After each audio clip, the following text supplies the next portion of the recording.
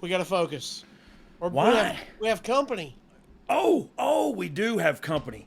I know. We do have company. I'm going to let you take this one. I took the last one because I felt confident on it, the intro, but I don't feel confident about this one. I'm not prepared. I'm ill prepared. Oh. The acoustics aren't right in here. I can't. Okay, I'll do it. So our new segment is called. Wait.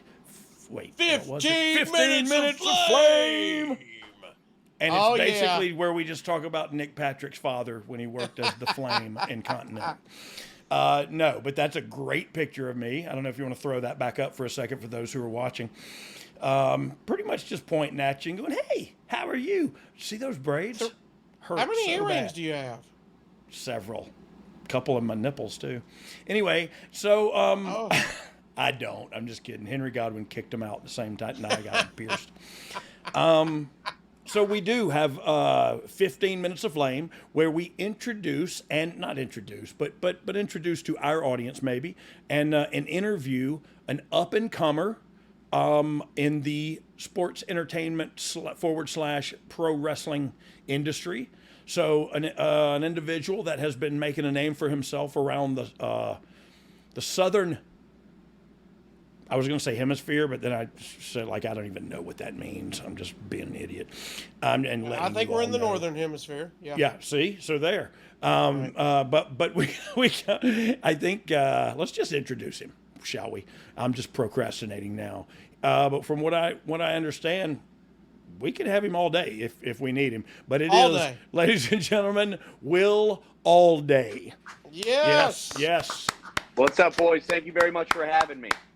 Look when I at was- that jacket, son. Yeah. That is Good. Chris Jericho's jacket. He is hot somewhere right now. He stole it from me. He stole it from me. I don't doubt that a bit.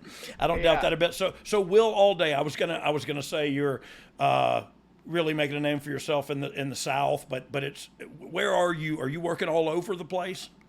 Yeah, I'm going coast to coast. I'm going north and south, but I'm based in Houston, Texas, trained by Booker T. So that's where I kind of locate myself during the weekdays. Yeah. So where can one find? Look, I found, because I don't know if you sent it or just the producer found it, but sent me that match where you worked with the quarterback for the Atlanta Falcons. Matty Ice, I think is his name. Yeah. That's how I remembered who you worked with. But heck of a match. I watched that, and so that's what I kind of want. Where could it was well produced? The crowd was there. Everything felt good about it. Where can fans find that? Like I said, somebody sent it to me. Where can they go and find that? That's Reality Wrestling. That's Booker T's promotion. That's the AAA of the Indies. That's in Houston, Texas. He's all over local programming all over the country, but he also has his own YouTube show, Reality Wrestling. You can check that out. So okay. Anybody? So look, I didn't realize. I knew it was a television show just because of how well produced it was. What I was watching, but I didn't realize it was Booker's company that he does. Y'all run there? Do y'all run towns, or you just do TVs once a month? How do y'all do that? So we do TVs once a month for sure, and then he's starting to get 2 or 3 more shows a month. Where we travel for. We did a show at the MGM in Vegas. Really? Yeah. I think it was the first show ever, pro wrestling show ever there on their property. Yeah, that's incredible, man. So y'all are breaking ground down there. Well, we've had a bunch of people come from there that are I would argue successful here in the WWE as we speak. And one, I guess, is Roxy Perez. One was another girl that, bless her heart, medically didn't get through, but she was going to be 100%. She was a home run, man. Maybe you're the next thing to come out of there. So I saw, like I mentioned, I saw that match. Did you watch that match, Casio? Yeah, man. So I was with you. First thing I noticed. That didn't sound convincing at all. The first thing I noticed was the production. I was going to bring it up because I didn't know it was Booker T's organization as well. Well, I knew it was when his wife came out and made the show, but I didn't realize. I don't know. I guess I just didn't realize the enormity of it, because it sounds like y'all got a big thing down there. You said AAA of the Indies, and I guess that's a pretty apt moniker. So in the match I saw, look, I'm gonna if I had you on here and I didn't tell you what I thought about what I saw, like I think I'd be doing you a disservice. I'm not going to get critical from a personal standpoint, but I will get critical about some things, and we're not going to watch the match together or anything. But man, anybody that saw the match knows that you and this dude have good chemistry. You can do anything in the ring. Your timing is good. Your ring presence is good. You can do anything I've seen anybody else out there doing. And that's just, except for the ones that are crazy, like the Viking dude or whatever. You know what I mean? Like some of these guys. No thanks. Yeah, some of these guys are doing some of that stuff, and that's cool. That's cool. Once a year at a WrestleMania. But anyway, so you can do all that stuff. What do you think your weakness is? What do you think is if anything is holding you back at all in this industry? What is it from your point of view? Man, it's probably maybe a little bit of experience. I've only been doing this 5 years. Wow. A lot of guys on the indies have been. I've done a lot in 5 years, though. I had a WWE tryout a couple years ago. I did stuff with AEW. They called me to do plenty of shots with them. Yeah. So I'm trying to get more TV shots because that's the type of stuff that I like to do. I like to do stuff to where I can kind of portray like a story within 10 minutes. You guys have never met me before. You've never seen me before. Yeah. And I tried to portray something in that 10 minutes that maybe somebody who's never seen me is going to hook them and want them to watch me again. So yeah, I'd say just getting more shots under my belt, wrestling better guys than I am, Yeah. Very sound. Just stuff like that. Stuff. Yeah. I look at that, and that's, man, 5 years. So for one thing, that's kudos to you, because what I saw looked like a guy that's been doing it more than 5 years. For sure. And look at, like I said, with the movement and everything, like super impressed with everything. So how tall are you? If you shaved your head right now, you'd look just like LA Knight. Yeah. But like after a little crack, you know what I mean? But only like a year. Well, just like a little bit. It's a bump at a time. Right. It's a bump at a time. Yeah. I'm just messing with you, dude. But like, yeah, you got a good look and everything, and you're well built, you're fit. So how tall are you and how much do you weigh? So I'm gonna go with billing height and weight, and let's go with 5'10" and 185. But I'm a legit like 5'8". Legit 5'8". I think I weigh like 175 right now, but I look obviously bigger than that. Yeah, on TV you look thick. Yeah. I couldn't. I mean, you were as big as the other dude, and I don't know who was the other guy. And that's Matty Ice. It is Matty Ice. Yeah, but who do I know him for? What he used to be somebody else? Did he used to wrestle by a different name? Matt Vine, maybe. He's up from the Chicago area. He's been at Booker's for like a year and a half, and he's really good. Solid. He looks great too. Yeah, it was a really good match, and there was a good story behind it. So it was the perfect match for me to watch. But the one thing that I had criticism of, and you pretty much, that's the reason I wanted to ask you prior to this what you think your weaknesses of, and you pretty much nailed it on the head. Look, I think you have some bad habits that people establish on the independent circuit. You can do every move in the book, and I watched you do half of them, and I know you're smooth at doing them and safe at doing them, and your timing was good, like I said.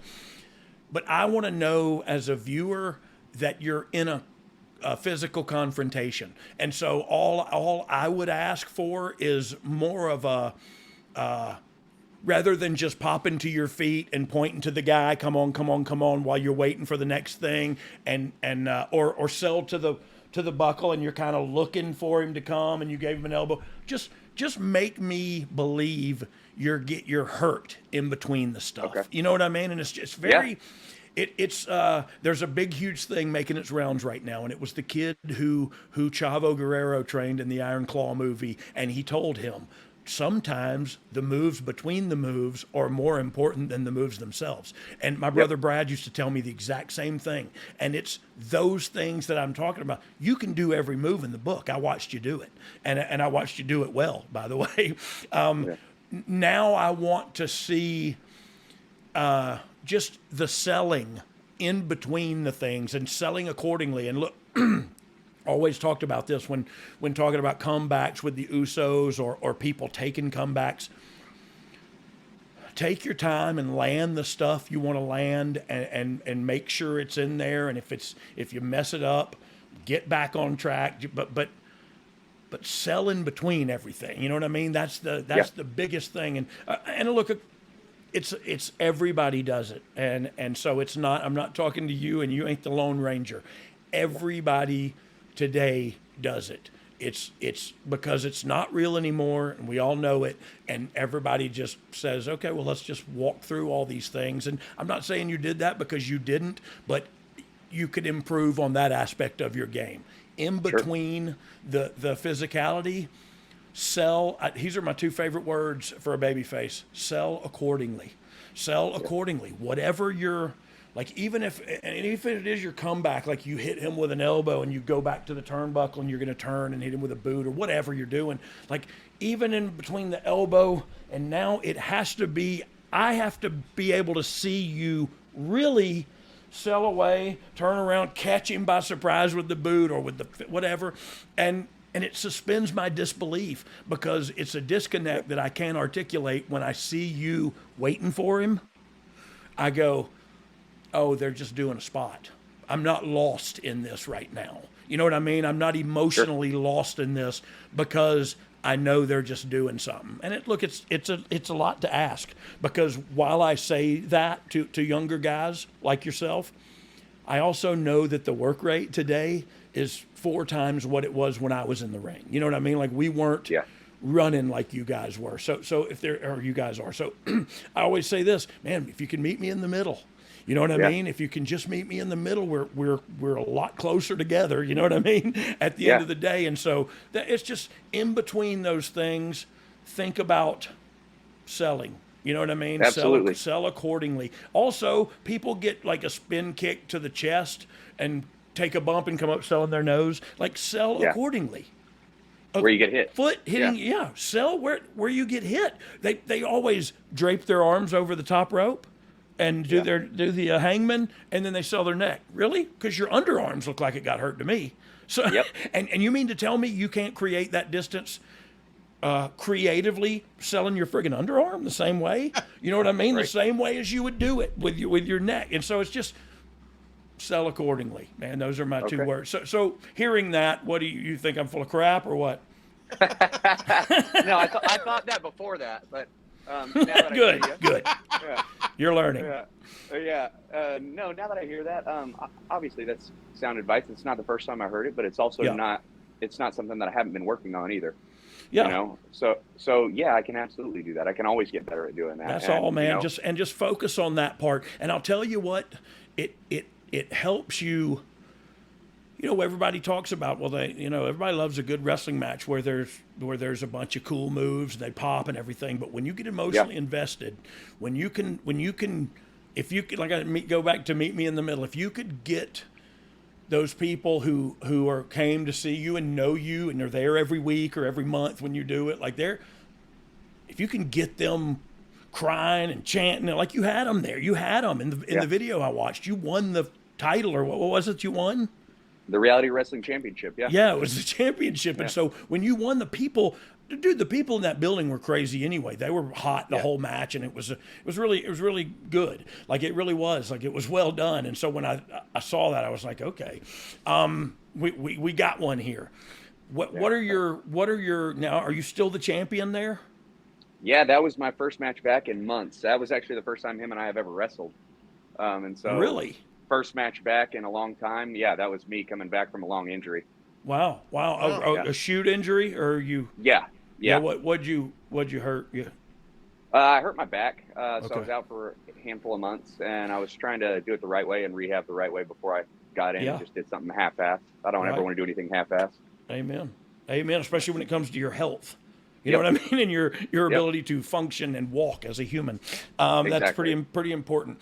So, where can we find stuff? And I don't even know where we're at on time in Casio. I'll pitch to you in a second. But where can we find anything and everything that is not only Reality of Wrestling, but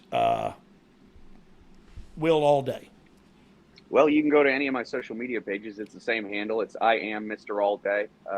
God given, like I said before, Will Allday, my real name. So any of the social medias, I mean, I'm all over the country. Do stuff internationally. Look at the social medias. That's where you're going to find the shows, right? That's where you're going to find my schedule. You said you do stuff internationally. Where have you done stuff? Nice. So I've done stuff. I've done a tour in England. I had some stuff lined up for Mexico. Hoping to get back on that train. You will. Do some stuff with you that. will. There's it's hot right now. Like it's just wrestling is cool again. You know what I mean? Yeah. And it's cool to be a wrestler. It's cool to be a fan. It's all good. And so it's also all day. So do you have to does Austin Theory have to pay you tabs every time he says all day? Well, he should. You know, he was down here in Texas, and he knew my name before he started doing that, so he should have made a phone call at least. Oh, there we go. Wait. Let's specify, because this is good. That might get a little play. So he was in Texas, and you were wrestling, and you were Will Allday, and he still has the audacity to go out there and say all day. Yeah, you figured somebody'd make a phone call or a direct message or something, but at least say, "Do you mind?" Right. You know what I mean? Like, remember in Animal House, those big guys said, "Do you mind if we dance with your dates?" You know what I mean? Like all he needed to do was say, "Do you mind if I use that?"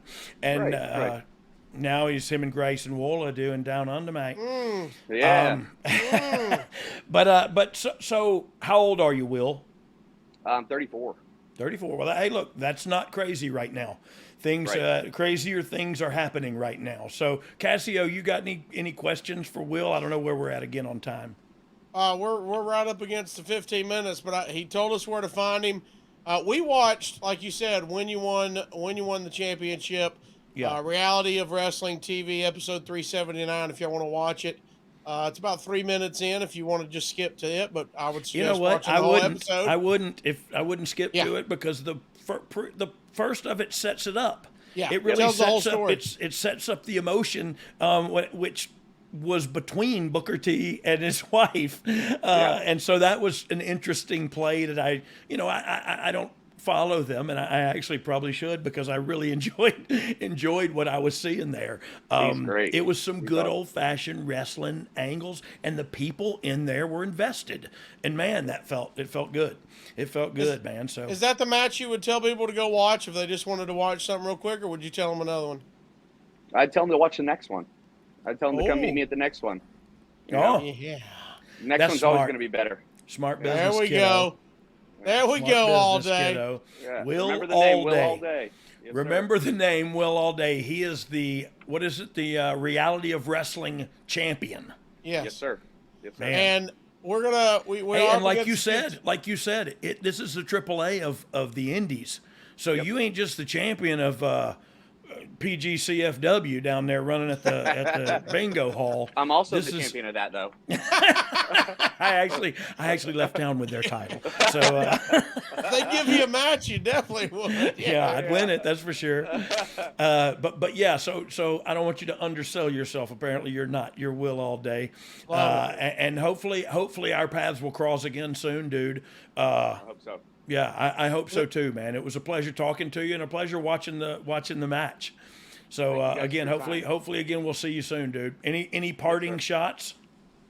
No. I tell you what, just one fun little bit. My first match I ever watched, Stone Cold Steve Austin versus HBK. I think it was HBK's last match ever. So Stone Cold was my guy. Yeah. Through '98, through '03, and my second favorite guy. People are like, "Who was it? Was it The Rock? Was it The Undertaker?" I'm like, No, it was Road Dogg. Oh, like every time, So I had to get that in there. Will Allday is white trash. I knew it. One bump at a time. That's how we'll get together that way with a little help from my friends. Hey, Will, for real, thank you for joining us, dude, taking the time. Yeah, man. And I do hope for real that our paths cross again, dude. Good luck to you. Thank you very much. Yep. All right. Yep. Good deal, man. Good luck to you. That was Will Allday, 15 minutes of flame, baby. Yeah. And the truth be told, watch that match. It's flame. It's flame. It's el fuego. I'll be honest with you. I got distracted midway through because I wanted to pet his dogs. They were running wild. I don't know if you saw them. I couldn't see. I barely. Well, I hope that was his. I hope that was his house. I'm hoping that was Will Allday because I couldn't see anything. I thought I was interviewing Cher for literally half the time. If I could turn back time. Anyway, there was a window behind him, and my ADHD kicked so in. I did see something moving, but lately my peripheral is playing tricks on me. My mind's playing tricks on me. This is called getting old. Definitely. Definitely called getting old. But like now I see something in my peripheral and I'll look at my wife and I go, there's a Viking ship coming into the yard. And I go, no, that was just a car drove by. You know what I mean? Like it's what? And I was like, weird things happen. And she said, I know. She said, I know. Bless your heart. Lay down. Eat your pudding, Brian. Well, no. For some reason, you keep thinking the lamp over there in the corner is Richard the Gimp. So the light's still off, by the way. Whatever entity is in here, whatever, if it does, you're going to see me pop off screen mid-show, run out the dough. Will Allday, man, that was fun. That was fun, and he's a good kid, and he's doing good things in our industry. If you like our industry, you support people like him.